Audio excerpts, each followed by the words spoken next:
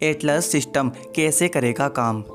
दोस्तों, ब्रिटेन की Southampton university के रिसर्चर क्लीमेंस रम्फ कहते हैं कि एटलस सिस्टम बहुत अच्छी पहल है। रोज़ाना कोई ना कोई एस्ट्रॉयड हमारी नज़र से बच जाता है। धरती के इर्द गिर्द सारा आसमान ऐसी बेअंदाज चट्टानों से भरा हुआ है। एटलस का काम ऐसे टुकड़ों का पता लगाना है जो हमारी धरती के लिए खतरा बन सकते हैं। जॉन टोनरी ने बताया कि उनकी टीम ने केवल एक रात की निगरानी से 10 लाख टुकड़ों में से 2018 एले को खोज निकाला था। आसमान में लगातार आतिशबाजी होती रहती है, उल्कापिंड जलते रहते हैं, धूमकेतु तैरते हैं, तारे आपस में टकराकर जलते हैं। इनमें से 10 या 20 ही एटलस सिस्टम की निगरानी के दायरे में से बाहर हैं। ये सारी खतरनाक हो ये ज़रूरी नहीं है। ऐसे में कोई क्षुद्र ग्रह अगर धरती की तरफ बढ़ता दिखाई देता है तो एटलस की दूरबीन चेतावनी दे देती हैं। इस चेतावनी को एटलस की वेबसाइट पर डाल दिया जाता है। क्लीमेंस रम्फ कहते हैं कि कुछ बड़े आकार क्षुद्र ग्रह सूरज की कक्षा में नियमित रूप से तैरते रहते हैं। हो सकता है कि वो धरती के रास्ते में पड़ जाएं या ना भी पड़ें।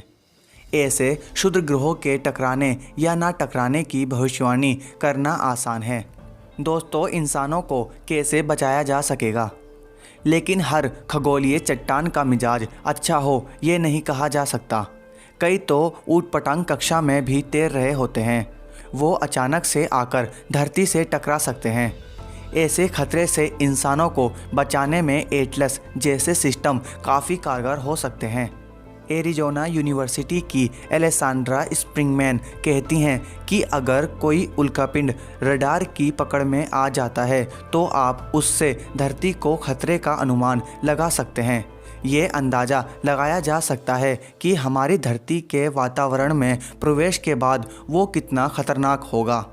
कोई भी क्षुद्र ग्रह जितना बड़ा होगा और भारी होगा, उससे हमें उतना ही ज़्यादा खतरा होगा।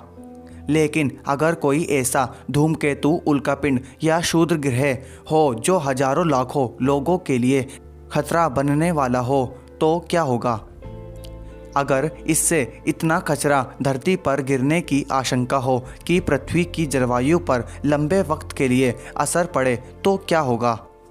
मोटे तौर पर यह मान लीजिए कि हम ऐसे किसी क्षुद्र ग्रह का पता पहले से ही लगा लेंगे।